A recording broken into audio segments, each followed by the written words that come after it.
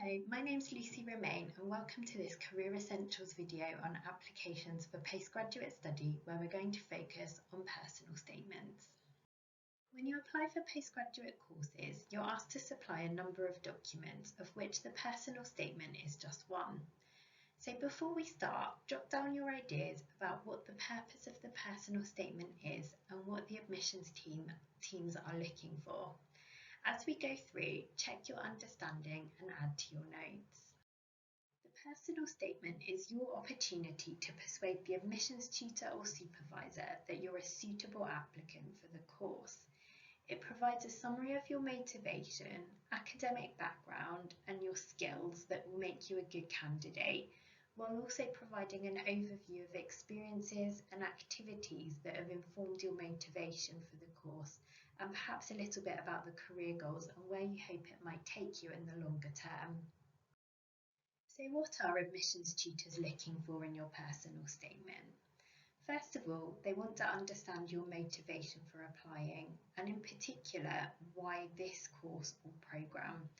Unlike your undergraduate statement, you'll be applying to each institution and each specific course individually, which means your statement needs to be far more specific and tailored to the course and institution that you're applying for than perhaps your undergraduate personal statement was. They also want to know how you've explored your interests in this area. What have you done to help develop this interest or motivation? And they want to understand why you are a good candidate for the course. So, what do you need to do to ensure you're addressing these points effectively and producing an impactful personal statement? Let's move on and find out. There are 5 steps to take to create a successful personal statement. Do your research, mind map what you have to offer, structure your information clearly, show, don't tell in the way that you write your statement, and proofread and check your statement carefully.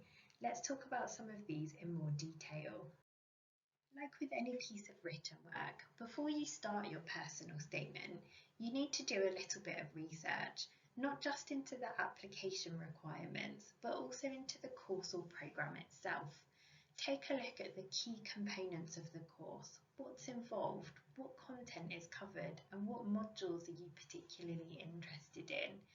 This will help you to make a clear and specific connection between the course and your motivation, interest, or suitability, which provides a more persuasive account to the reader. Do check the course entry requirements as well, and also have a look at what knowledge, skills, or experience they might look for or that might be useful for undertaking this course. Then you can address this in the most appropriate part of your application, which may be your personal statement. Do check the application instructions carefully. Some institutions are more prescriptive than others and may have specific questions or points you need to address in your statement. Having done some clear research into the course, you should get a sense of why they may want you to cover specific topics or what they may be looking for you to address in your statement. So conduct this research first to help you focus what you write in your statement. You may wish to pause this video here and use the questions as prompts to start your mind mapping. When you're ready, move on to the next stage of the video. Once you know what you want to include, it's time to start drafting your statement. There are no set rules about how to structure your personal statement, but you'll often have little more than a page to persuade them that you're a great candidate. So making sure that your statement has a clear structure, is concisely written, and relevant content is key. As a guide, you could break it into 5 paragraphs. Firstly, an introduction to your motivation for applying for the course. Secondly, how you've explored the field or vocational area and how your research, reading or experiences have informed your decision. Thirdly, evidence that you have the academic ability and background to succeed, before moving on to talk about the wider transferable skills that you have that will support you to succeed on the course. And finally, how the course fits in with your short, medium and or long-term goals, and particularly where you might hope it will take you in the longer term. When writing their personal statement, many students start off with quite descriptive language. describing their interest and what's fascinating about a subject for them, or describing what they did during their work experience. Like job applications, you should show rather than tell the admissions teams how you've developed an interest in this subject area. So use a point, evidence, explanation structure to your paragraphs, and use active language rather than passive description to get across your motivation and provide evidence to back up your points. Throughout your statement, you should link back to the course regularly so that you can show a connection between what you've done and your motivation or suitability for the specific course that you're applying for. Here's an example paragraph from a personal statement. Pause the video here and read through it. Consider what's effective and what makes this paragraph impactful for the reader. When you're ready, press play to continue. So we can see that the writer has identified some key evidence to back up their motivation for applying for this course. Firstly, their research interests connect to the MPhil discipline itself.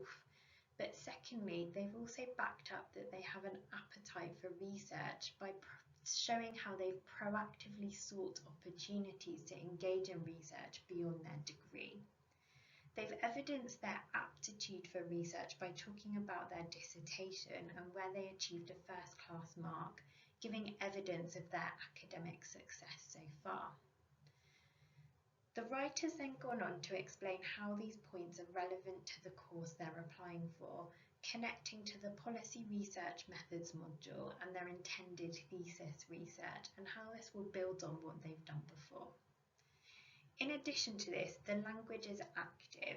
Rather than describing what they've done, they've used active verbs like conducted, investigated, and developed, which help to demonstrate how they've used their skills.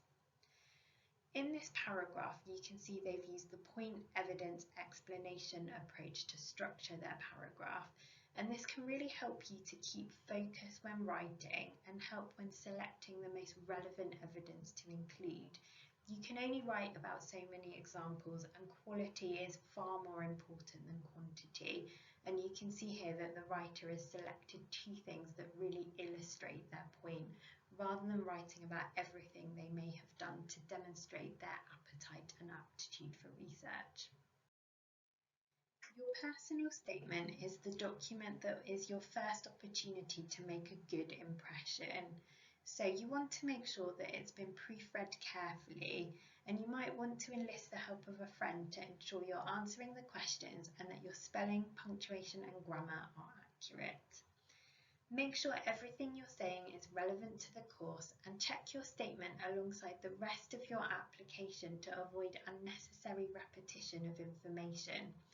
Remember, your application documents come as a package and all together give a picture of your motivation and suitability as a candidate for the course. So don't feel you have to repeat lots of content between the different documents. Select the most appropriate one for the information.